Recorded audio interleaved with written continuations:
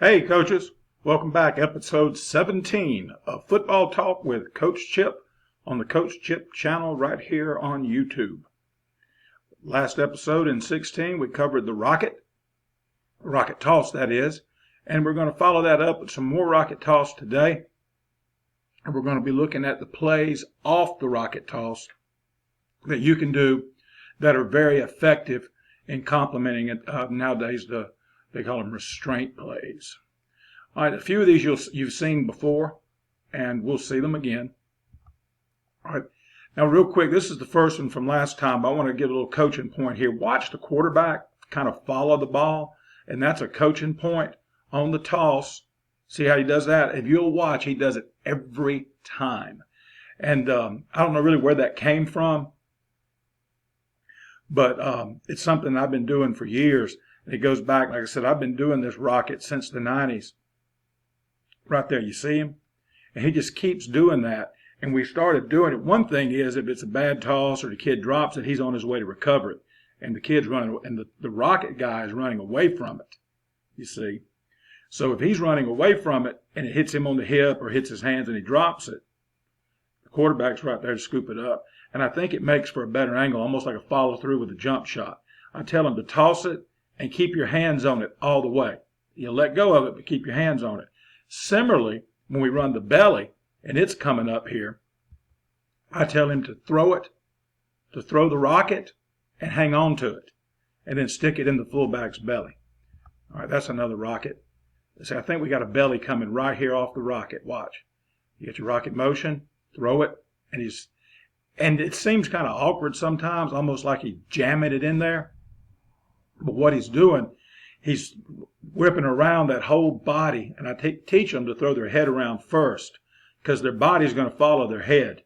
He says his head's cocked a little bit. As soon as that guy disappears from his peripheral vision, peripheral, is when he'll snap it. Right there, he's gone. Boom. That's a good football play. Now you block it just like you block belly. If you got like a 1 or a 2-eye and a 5, you block down, block out. If you got a 3 and a 5, you do an X block, just like you would do on regular belly. So, I'm not going to get into all that with you. Y'all know how to block belly. The only thing you're doing different, you got that rocket motion. That years and years and years ago, I fell in love with I think it's Bellingrath out in Washington State, and they ran the belly sweep. And I went online and I visited with all kind of people. Went down to Camden County in southeast Georgia because I knew they had done it. But he got away from it because he said it was too expensive. And also, too, we both, I realized visiting with them, I spent about 3 days of my spring break with them, is that you didn't need the belly sweep, which, by the way, was a sweet play. And I got a lot of the teaching and coaching points on that from Colin Kaepernick's high school football coach out in Northern California. And because I asked him, I said, why didn't you run belly option instead of belly sweep? And he said, Coach, he weighed about $150 when he was in high school, talking about Kaepernick. So imagine how he really grew in college. And there's your belly again. You can see the wing back folds up into the B gap, and he's the lead blocker on it. So it's just like belly. One more time. I'm going to take my little circle over there. Right here, watch this guy. He's going to fold right through there. Y'all see that?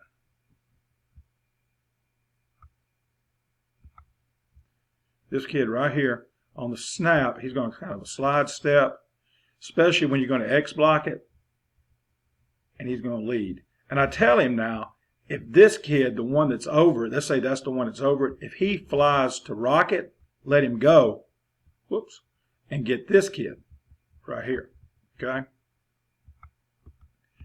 And if he's still there, then you get him. Now, the way they've slid, this is an overset, I believe. Nope, he was inside. We got him. This kid running the football is about to graduate from Jacksonville State, and he's proposed to go in the 3rd or 4th round of the NFL draft, if they even have it now. Probably a teledraft. He ran for almost 3,000 yards his junior year, and he ran for about 1,800 with a bum ankle his senior year on majority traps and bellies. Marlon Bridges. but he'll be a strong safety. I never saw him miss a tackle. Played for us 4 or 5. It started 4 years, I know. All right, there's your rocket again that we showed in the previous episode, episode 16. I want to go back and look at that. I want to get to the counters. There's old Cam. Cam shared this video on his Facebook page. Wavy Cam. Son of a gun was so fast he could outrun the Word of God with a Bible under each arm. Okay. There's the counter I told you about in episode 16. It's just like an I formation counter.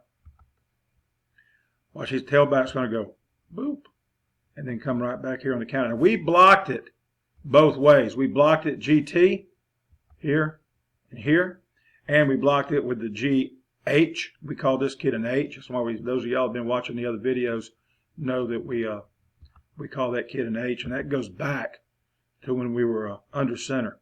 And then we call this kid a Z right here. Even then, tight end was a Y, wide receiver was the X, and he was the T for tailback. And it just carried over to when we went to some more gun spread kind of stuff.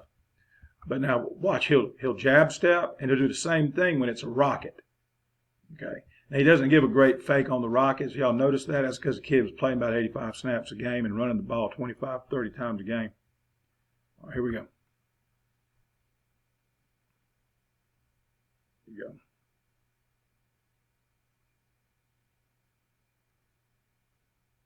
He's about 190 there, maybe 185. Maybe. Right now he's 220, 225 at his pro day. Strong safety. He'll knock the fillings out of your teeth too, cuz, let me tell you. I believe this is another rocket. Here we go. Yep. Get that thing flung out there wide.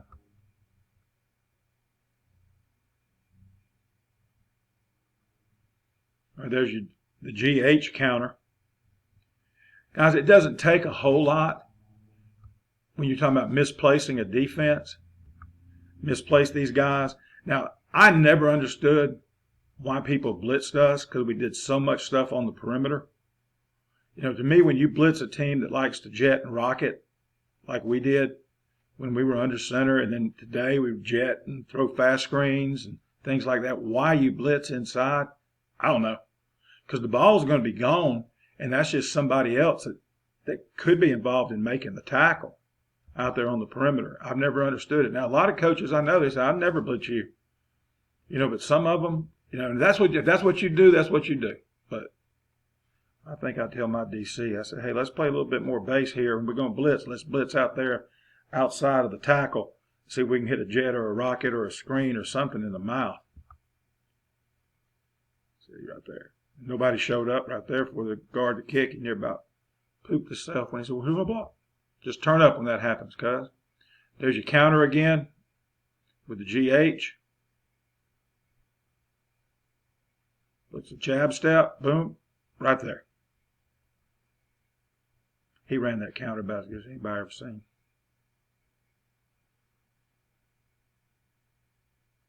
There's your belly pass. And we changed it later. I'm not sure we did it here. Let's watch, see his route. Yeah, he did a little bit.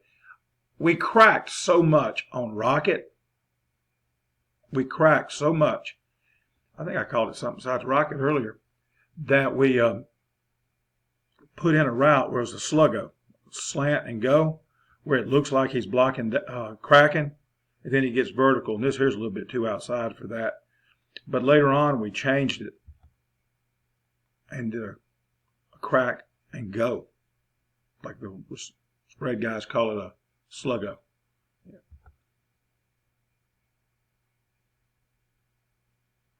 Wait till y'all see. Okay, boom, there's your belly. Got that big OH getting up in there.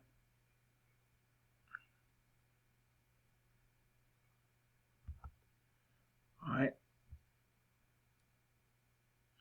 Good fake by the Z. Throwing his hands up. Like I said, it doesn't take much to misplace him. It's kind of like triple option football.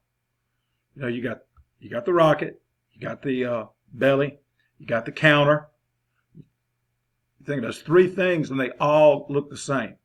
Try to, Homer Smith, in one of his books years ago, said, try to make as many things as you can look alike. And the longer it looks that way after the snap, the better for you. Because the defense slows the defense down to recognize what's going on. Good. Great effort by the tailback. There's a little wingback counter. That's one to the H. Big rumbling, bumbling, stumbling. They throw him a bone every now and then because he blocks so well. And he played a lot of snaps too. He was our Mike linebacker. Boom. See that good fake right there? There you go, Bussy. Bussy's that big tackle. That guy got in his way, his own player. He said, get out of my way, man. Here we go. Guard. This is what I call double contain. I've never understood that. Now, 37 is going to come up outside the kick. And I've had kids, so you're going to have this kid. This is the DN.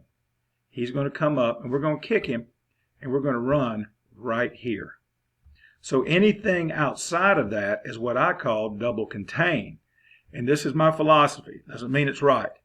If you're outside of the kick, you don't exist.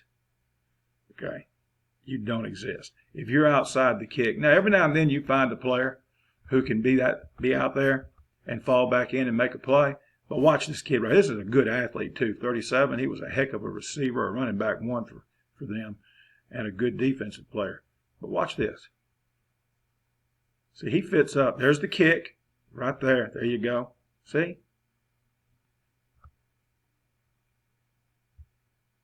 I don't care if it's buck sweep. I don't care if it's down. If you're outside the kick, watch it again. Watch what he does when he realizes. Oh, snap. There we go, right there.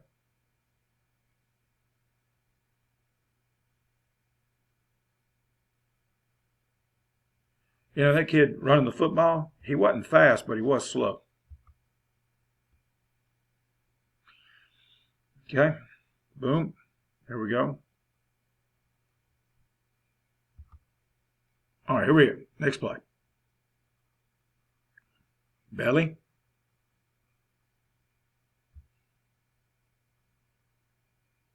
We're going to go longer than 15 minutes, guys. I upgraded my software.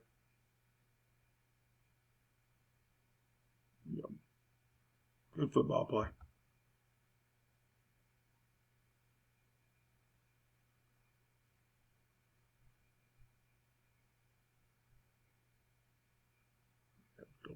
Rocket toss.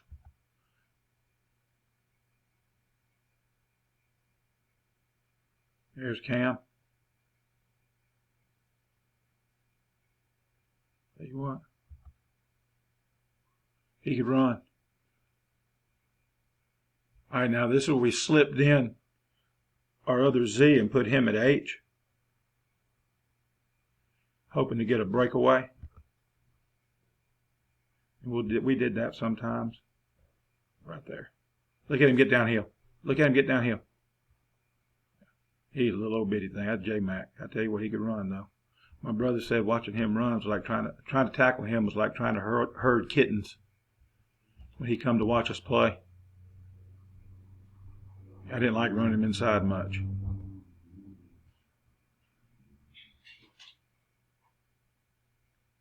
There's your belly again. That's a lot of football player coming through there. You got about a 220-pound H leading you through there with a 185-pound tailback right behind him. That's power football at its best, but you got the advantage of misdirection. That's why I always love the wing T. You got power and misdirection together. There's that counter again. Slip J-Mac number 1 back in there. See what I mean? My brother was right. It's like trying to herd kittens.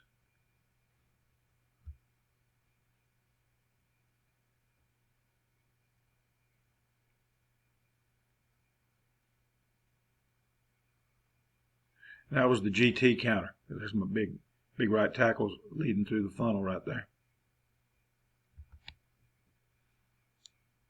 Oh, shouldn't be going to my face. That's what they say. Don't do that. It's okay. I just took a bath. I shouldn't have anything on me. Y'all staying clear of all this mess? There it is again. That was the rocket.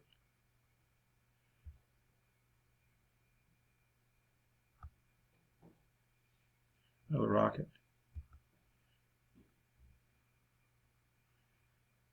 And the reason if you hadn't seen episode 16, the reason why I'm going through, and everybody's already seen the rockets, go back and look at it.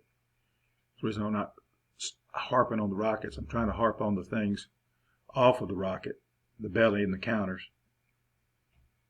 And that's just straight belly.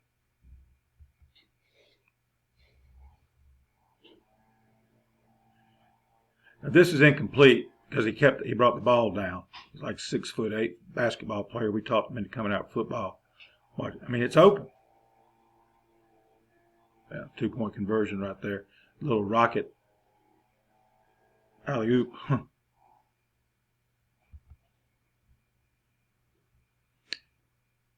All right, now I'm gonna let it roll. My adventure with the rocket began back in about the turn of the millennium. I had a coach that came into a place where I was coaching, and we weren't real good, and we were trying to find something to survive. And so he went to what he called the fling tee. It was double slot, double split. And his father-in-law had been a coach down in the late 60s in Florida, and they had run this. And there was an old full house tee coach had converted his quick pitch out of the full house tee to double slot motion, and that's all the rocket is. It's a quick pitch. It's the old split back or full house tee or wing tee quick pitch.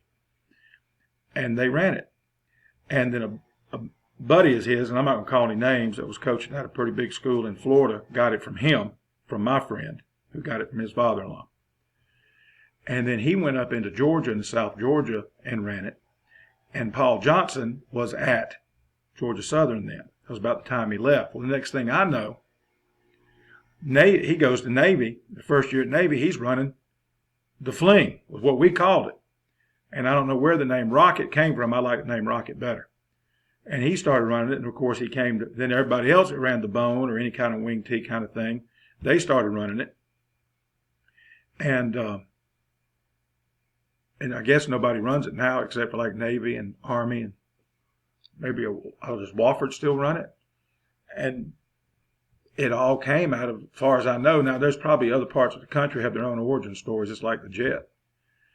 Has its different origin stories. Some people call it speed sweep. Some people call it I think the fly sweep. That's a belly right there. And he's making a house call. But that's my origin story on the rocket. You know, it came down out of Central Florida, down around Gainesville back in the late 60s. And they ran it in North Florida, for a 6A state championship. And that guy doesn't run it anymore. And he took it to South Georgia. And then South Georgia is where Paul Johnson picked it up when he was at Georgia Southern. And I don't know who else did it, where it came from. Anybody know where it got the name Rocket, except the kind of cute little name that comes off of the jet? It makes sense, you know what I mean? But that's my origin story, and I'm sticking to it. That's a 265-pound junior out there leading the way. He's about 285-pounder. Went on, he played at Jack State also, just up the road from us in Lynette. All right. Well, that's it. If you have any questions about it, give me a holler at siegel.chip@gmail.com. That is siegel.chip@gmail.com. And you can get me on Twitter at Chip Siegel and Facebook at Chip Siegel. And there's a coach's page on Facebook that I started that's kind of small, but it's just something I did with a bunch of friends of mine, the guys I coached with. I knew they were on Facebook. And I notice you people out there making comments about the different T-shirts I wear. My T-shirt game is strong, and I've got them from places that I like you saw me Mexico Beach shirt last week, and a few episodes ago, a Hilton Head shirt in the last episode. No, I never was in the Army. My daddy was 22 years, and Fort Benning, Georgia is the reason I'm here. That's where he was stationed when he met my mama. So until the next episode, which is coming up soon, as we're on Fight Corona Boredom, y'all be elite and take care.